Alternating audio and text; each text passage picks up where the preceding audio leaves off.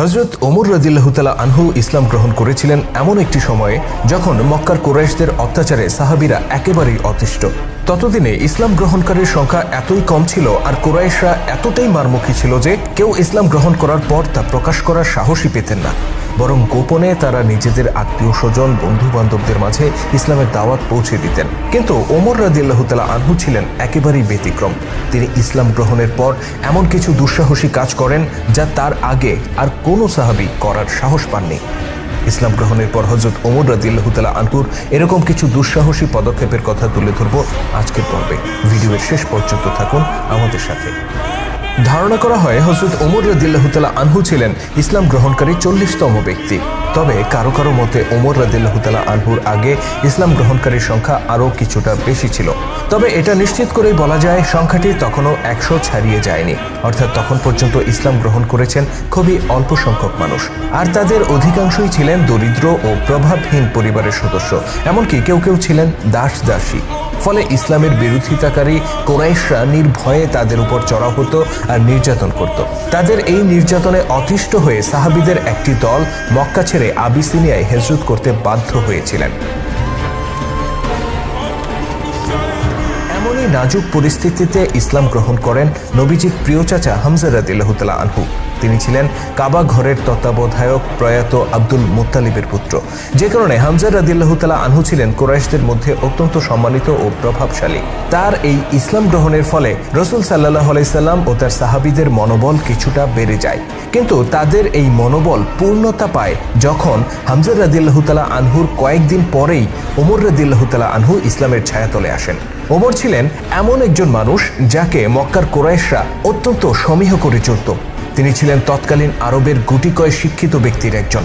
অন্যদিকে তিনি ছিলেন শক্তিশালী কুস্তিগির আর মল্লযোদ্ধা।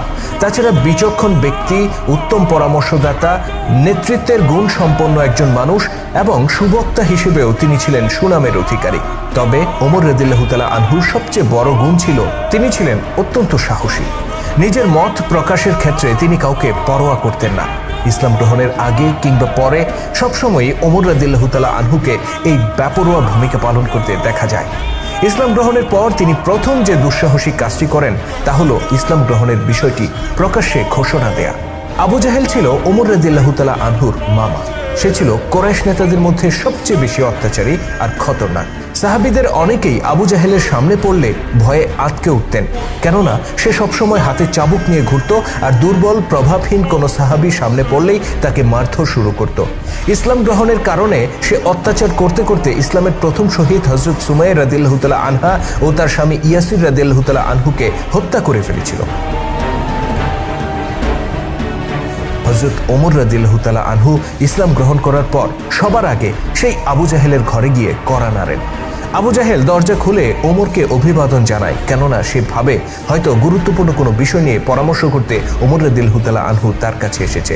কিন্তু ওমর রাদিয়াল্লাহু তাআলা আনহু তার মুখের উপর বলেন, আপনি কি শুনেছেন আমি ইসলাম গ্রহণ করেছি? আবু জাহেল এই কথা শুনে তাজ্জব হয়ে যায়। সে যেন নিজের কানকেই বিশ্বাস করতে পারছিল না। অতঃপর ওমর রাদিয়াল্লাহু তাআলা আনহু আবার বলেন, আমি ইসলাম গ্রহণ করেছি, আপনি কি শুনেছেন? তার এই কথা শুনে আবু জাহেল রাগে গড়গড় করতে থাকে, কিন্তু ওমর রাদিয়াল্লাহু তাআলা আনহুর গায়ে হাত দেওয়ার মতো কলিজা তার ছিল না। এরপর বনু মাখজুমের গোত্রপতি ওয়ালিদের কাছে যান ওমর রাদিয়াল্লাহু তাআলা আনহু। ওয়ালিদ ছিল সেই ব্যক্তি যে বলেছিল, মক্কায় যদি কেউ নবী হওয়ার যোগ্যতা রাখে সেটা আমি ওয়ালিদ, আর কেউ নয়। এই ওয়ালিদ ছিল আল্লাহর তলোয়ার খালিদ বিন ওয়ালিদ রাদিয়াল্লাহু তাআলা আনহুর পিতা। অবশ্য খালিদ তখনও ইসলাম ধর্ম গ্রহণ করেননি। অত্যন্ত দুর্ধর্ষ একজন গোত্রপতি ছিল এই ওয়ালিদ। তার কাছে গিয়েও ওমর রাদিয়াল্লাহু তাআলা আনহু নির্ভয়ে বলেন, আমি ইসলাম গ্রহণ করেছি। আর ওয়ালিদও ওমর রাদিয়াল্লাহু তাআলা আনহুর সাথে কোনো দুর্ব্যবহার করার সাহস পায় না। অতঃপর ওমর রাদিয়াল্লাহু তাআলা আনহু একে একে অন্যান্য কুরাইশ নেতাদের কাছে যান। কেউ কেউ তার উপর চড়াও হলে তিনি রুখে দাঁড়ান। আর এভাবে মক্কার রাস্তায় রাস্তায় ঘুরে তিনি নিজেই সবাইকে জানিয়ে দেন এখন থেকে তিনি রাসূলের সঙ্গী। আর এই কাজটি তিনি করেছিলেন সম্পূর্ণ একা। এ সময় তার নিরাপত্তার জন্য কোনো সাহাবী তার সাথে উপস্থিত ছিলেন না। মক্কা নগরীর মতো বিপজ্জনক জায়গায়, যেখানে স্বয়ং রাসূল সাল্লাল্লাহু আলাইহি সাল্লামকে সাহাবীরা পাহারা দিয়ে রাখতেন, কেননা যে কোনো সময় তার উপর হামলার আশঙ্কা ছিল, যেখানে রাস্তাঘাটে যখন তখন সাহাবীদের উপর হামলা হতো, সেখানে এইভাবে প্রকাশ্যে রাস্তায় ঘুরে ঘুরে নিজের ইসলাম গ্রহণের কথা সবাইকে জানান দেয়া, এটা ওমর রাদিয়াল্লাহু তাআলা আনহু ছাড়া অন্য কারো পক্ষে এক কথায় অসম্ভব ছিল। ইসলাম গ্রহণের পর ওমর রাদিয়াল্লাহু তাআলা আনহু দ্বিতীয় যে দুঃসাহসী কাজটি করেন তা হলো কাবা ঘরে প্রবেশ করে নামাজ আদায় করা। পবিত্র কাবা ঘর তখন ছিল মুশরিকদের নিয়ন্ত্রণে। তারা সেখানে ঈমানদার ব্যক্তিদেরকে প্রবেশ করতেই দিত না।